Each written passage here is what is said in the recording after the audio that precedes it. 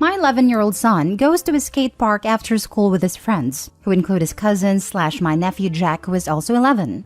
I went to pick up both boys when I saw a crowd of kids by the fence. I went over and asked what was so interesting, and they pointed to a snake. Not just a snake, but a rattlesnake.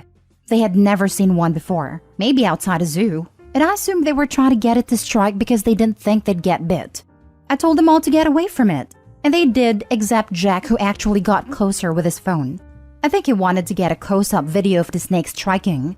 I yelled at him to get away and he told me to hold on, so I took him by his arm and pulled him away. He gave me this angry stare. I told him, WTF, that snake could kill you. And he just gave me the silent treatment until his mom picked him up. Then 20 minutes later, she called me up in a rage about how I grabbed him, and did this and did that, and hurt him, etc., and that I'm not his dad. I asked her if her sweet angel told her about the rattlesnake that he was provoking. She said, what snake? And I just hung up. She called up again and said that I still owed her and Jack an apology for handling him. I told her to shut the heck up and check his phone and see if I did any of that stuff, as his camera was recording everything. An hour later, my brother called me up and said what Jack did was stupid and he was happy I was there, but I still owed his wife an apology for telling her to shut the heck up. I said I'm not apologizing for nothing, at least until she apologizes to me for coming at me sideways twice. He apologized and I said not acceptable. She needs to apologize.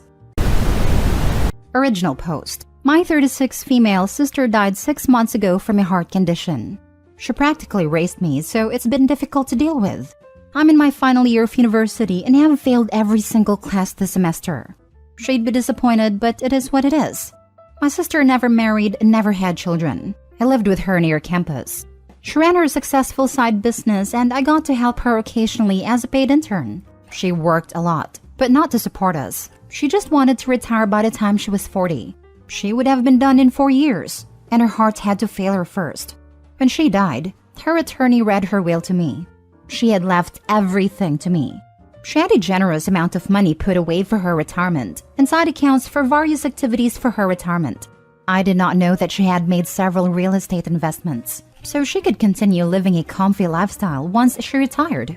She left her 2006 Subaru to me and willed our current house to me as well. She left nothing to my parents, but as they didn't know she had assets, they willingly paid for the funeral and any other associated costs. My sister was no contact with our parents, and I'm very low contact, and we are their only 2 children. At the funeral, my parents asked me how I was going to continue going to college without her money, as they thought she paid for them when I have student debt. I told them I'd continue to take out loans. They asked about my living arrangements and I shrugged. At the time, I didn't know all the details anyway. Well, 2 weeks ago, I found out my parents tried to sell my sister's house whilst I still lived there. They brought a realtor and toured our home and everything. It was all on the cameras set up in the home. When I called them and informed them I'd be calling the police, they explained the situation. I told them it's my home and it was willed to me. They couldn't sell it. They were very confused, so I told them to meet at my attorney's and set a time. Cue today, my attorney explained the will to my parents. My mother went white as a sheet, and my father was grumbling about suing me for his rightful money, plus the cost of the funeral. My mother began ugly sobbing, telling the attorney he was wrong. Her daughter would not leave the house to someone like me. The attorney cut the meeting short, and now we're preparing for the inevitable lawsuit coming my way. I just want to sleep and avoid all of this. Added to add, Mom is a stay-at-home mom, but the kind who spends her life at a country club, not the involved kind. Dad is a businessman and is typically on business trips for weeks at a time. They live, as they call it, lower upper class. Now for the top advice before reading the updates. Imagine losing your child and being mad about not getting money from it. Sounds like the type of parents to be left off the will to me. That and the fact that Opie's sister raised her. Opie, let them sue. They won't win. You now have the time and money to entertain them. They will just lose more money, and don't give them the money for the funeral until the lawsuit is over. You don't want them to think you feel guilty. When my mother-in-law died from cancer, her parents were mad that she left everything to her kids, and nothing to them. I don't have any children. My parents said just leave it to your sister. We don't need it. That's because your parents aren't monsters. Exactly. These parents are freaking monsters failing to hide in human skin. This is like the situation you see in shows, where the parents racked up so much debt that they sold their own kids into slavery to pay it off. except it's real life. I hate people that only think about money when a loved one dies. That's all my wife's aunts and uncles cared about when her grandfather died. Apparently, they wanted this big house enough to start suing each other. I'm glad my wife's parents stayed out of the whole thing. I hope you have now changed the lock. I haven't yet, but you make a good point. I'll get on that today. Question: how did your parents have a key to her house when she has no contact with them? I gave them a key after she passed. Mistake on my part.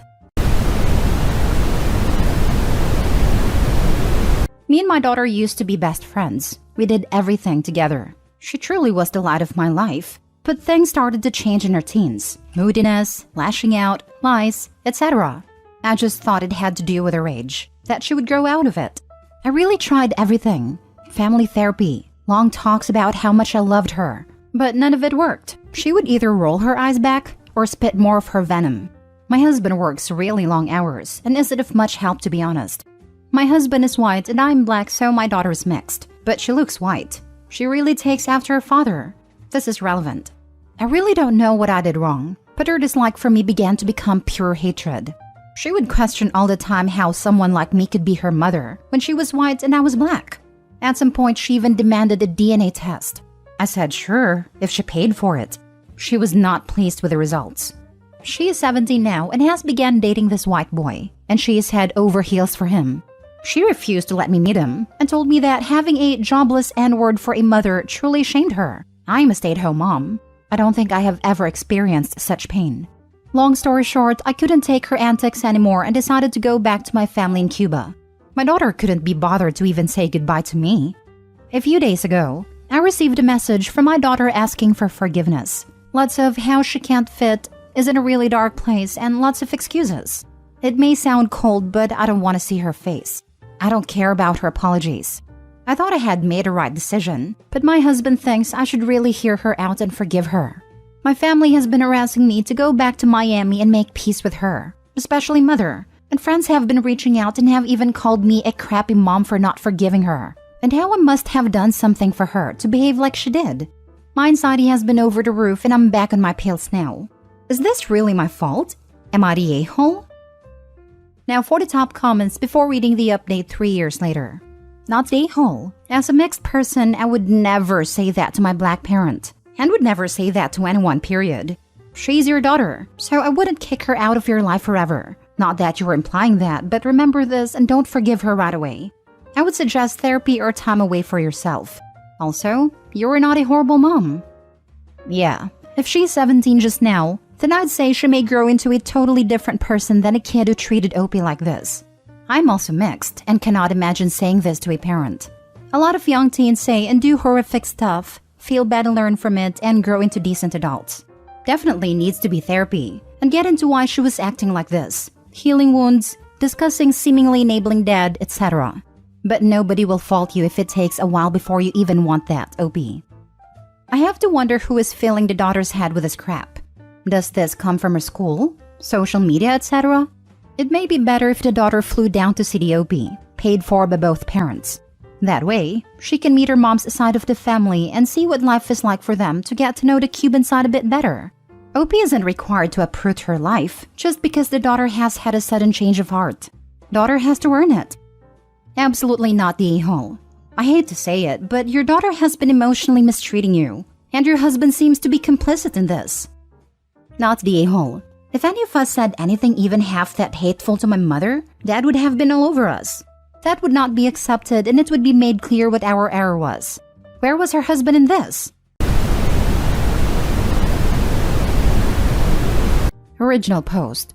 My husband, 35 male, and I, 30 female, were married for 8 years but have been separated for the last 14 months, and I need help and advice on how to rekindle our relationship. We are currently not in speaking terms and all our arrangements go through our lawyers. But I will have an opportunity over Christmas to clear the air and set things straight, as he will be flying in from Sydney to spend time with the kids. So what happened? I received a Facebook message in September last year that my husband was talking and exchanging naked photos with other women on Tinder. We spoke on the phone for a bit, and the only proof she had was a screenshot of their conversations and his profile. Long story short, I downloaded Tinder and found his profile, with his location less than 1 kilometer away. I was convinced that he was cheating, and we had a terrible fallout that evening, which led to my family coming over to calm the situation. But instead, it escalated when my brother punched and grabbed hold of my husband. The neighbors called the police, and my husband was asked to pack a few things and stay elsewhere for a while. We separated shortly after, and he has since moved to Sydney to be closer to his ailing father but sees our kids for a weekend twice a month. Fast forward to the beginning of November this year. My neighbor rocked up at my doorstep to tell me that her husband was catfishing women on dating apps, using my husband's photos. He downloaded these photos from a MacBook that we lent him during COVID, and some of these photos were of intimate nature, and of me. The police are currently dealing with this. All of this has been relayed to my husband through his lawyer, but his response has been lukewarm, and he said we could talk about it over Christmas. I am so scared that we might be too far down the rabbit hole, and that he will likely push for a divorce. Even though I know that we love each other deeply, but this took a massive toll on our mental health, finances, and well-being of our 3 kids. What is the best way to approach him in December and make amends?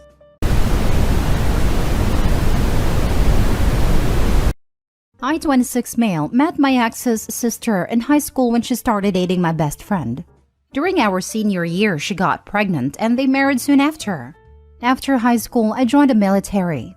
I served 6 years before getting medically discharged. Ex and I started dating. I got a good job that would have me leave a couple times a month up to 10 days at a time. While doing last-minute wedding planning, a text from her sister popped up asking, "Have you told Opie about what you did with your ex? If you don't do it tonight, I will tomorrow." I asked her what that was, and she tried to play it off. I kept pressing her and she said that during their bachelorette party, she ran into him but nothing happened. It was an obvious lie, so I went through her phone when she fell asleep. There was text and pictures with him all the way back from when we started dating. They would hook up every time I went on work trips. Then I sent proof to my phone. I woke her up, kicked her out, and ended the relationship. She did a cheater's script. The usual excuses, but I told her Stephanie looked a lot like her ex-boyfriend, and showed her one of the screenshots of them together in bed. She started to cry and I gently got her out the door. I canceled all wedding plans and needed some help calling guests to inform them the wedding was off. My friend's wife said that during the bachelorette party, she caught them sneaking away and having intimate time. When she confronted them, she gave my ex the option of coming clean to me herself, or she would do it. She did not know it was an ongoing thing. Now on to our honeymoon vacation. I had planned it so that it would be perfect for my ex. It was a 10-day trip to another country that she has always said was a once-in-a-lifetime bucket list place. There were nice hotels, amazing experiences, and overall her dream vacation. I was already out about 10 grand for the wedding, and more if I canceled the honeymoon trip. So, I made a decision to offer it up to them, since I knew that they never had a honeymoon or any real vacation since they got married young and had kids. Also, they just saved me money and time. They accepted. They were able to get the time off work and had made arrangements for the kids for the trip. My ex found out about it and she flipped out and was calling me and texting me about how much of an a-hole I am for doing that to her. How I knew that it was her dream vacation. How I ruined her life. I also got messages from her friends and some of her family that she lied to and blaming me for the breakup. Her ex even texted me saying that I'm not a real man and then threatened me. She must have gone there last night as he shouldn't have my number. I have not responded to them at all. But am I the a-hole for giving my cheating ex-fiancé's dream honeymoon to her sister and my best friend? Now for the top comments. Take the threat to the police. You owe your cheating ex literally nothing, not the a-hole. Message the ex telling her that Opie will send the full collection of screenshots, minus the photos obviously, to anyone that harasses him over it. That will shut her up real quick. She and her ex actually have the nerve to harass Opie over this? Unreal. I hope her sister will have the best time and won't stop talking about the awesome vacation for years, not the a-hole. And posts lots of pictures on Facebook. The freaking audacity. Her affair partner telling Opie he did something wrong? Look at yourself, bro. You're the one who has been getting it with somebody else's fiancé. I'm not a violent person, but that would make my blood boil. Like, I'd be debating finding this person's family, friends, and boss and sending them the screenshots minus pictures. Hey, y'all know this guy? He's threatening me after he's been sleeping with my fiancé. Just a heads up, I'm going to the cops, so y'all might not see him for a bit.